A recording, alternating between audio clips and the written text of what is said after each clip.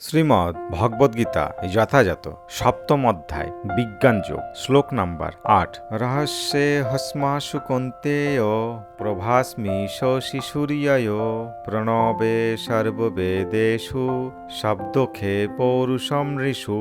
শব্দার্থ: রস স্বাদ, অহম আমি, অপসু জলে, কন্তেয় হে কুন্তিপুত্র, প্রভ জ্যোতি, অস্মি আমি হই, শশী সূর্য চন্দ্র ও সূর্যের, প্রণব ওঙ্কার, সর্ব সমগ্র, বেদেষু বেদে, শব্দ শব্দ, খে আকারে, পৌরুষম ক্ষমতা, নৃষু মানুষে। অনুবাদ: হে কুন্তেয়, আমি জলের রস, সূর্য ও চন্দ্রের প্রভা, সর্ববেদের প্রণব, আকাশের শব্দ এবং মানুষের পৌরুষ। তাৎপর্য: এই শ্লোকে বর্ণনা করা হয়েছে কিভাবে ভগবান তার বিভিন্ন জড়াশক্তি ও চিৎ শক্তির দ্বারা সর্বত্র পরিব্যাপ্ত।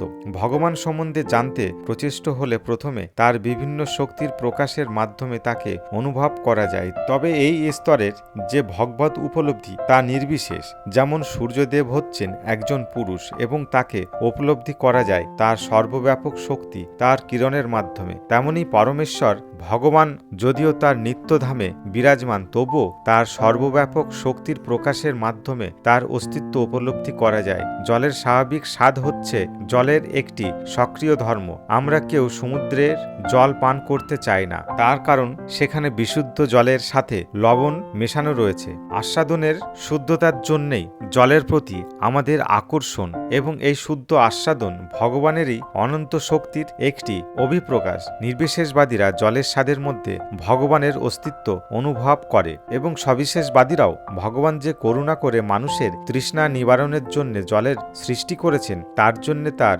গুণকীর্তন করেন। এভাবেই পরম পুরুষের উপলব্ধি হয়। প্রকৃতপক্ষে নির্বিশেষবাদ এবং সবিশেষবাদের মধ্যে কোনো বিবাদ নেই। যিনি বাস্তবিক ভগবানকে জেনেছেন তিনি জানেন যে নির্বিশেষ ও সবিশেষ উভয় রূপেই তিনি সবকিছুর মধ্যে বিরাজ করেছেন এবং এতে কোনো বিরোধ নেই। তাই শ্রী চৈতন্য মহাপ্রভু মহা মহিমানিত্ব অচিন্ত ভেদাভেদ তত্ত্ব অর্থাৎ একই সাথে একত্ব ও পৃথকত্ব প্রতিষ্ঠিত করে আমাদের পূর্ণ ভগবত তত্ত্বজ্ঞান দান করেছেন। সূর্য ও চন্দ্রের রশ্মিটাও মূলত ভগবানের দেহ নির্গত নির্বিশেষ ব্রহ্মজ্যোতি থেকে প্রকাশিত হয়। তেমনি বৈদিক মন্ত্রের প্রারম্ভে ভগবানকে সম্বন্ধসূচক অপ্রাকৃত শব্দ ব্রহ্ম প্রণব বা ওঙ্কারের মন্ত্রও ভগবানের থেকে প্রকাশিত হয়েছে।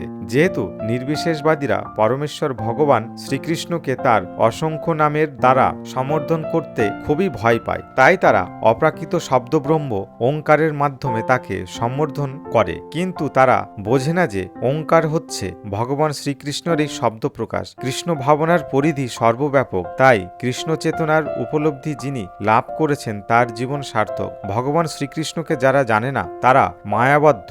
শ্রীকৃষ্ণ সম্বন্ধে অবগত হওয়াই হচ্ছে মুক্তি, আর তার সম্বন্ধে অজ্ঞ থাকাই হচ্ছে বন্ধন।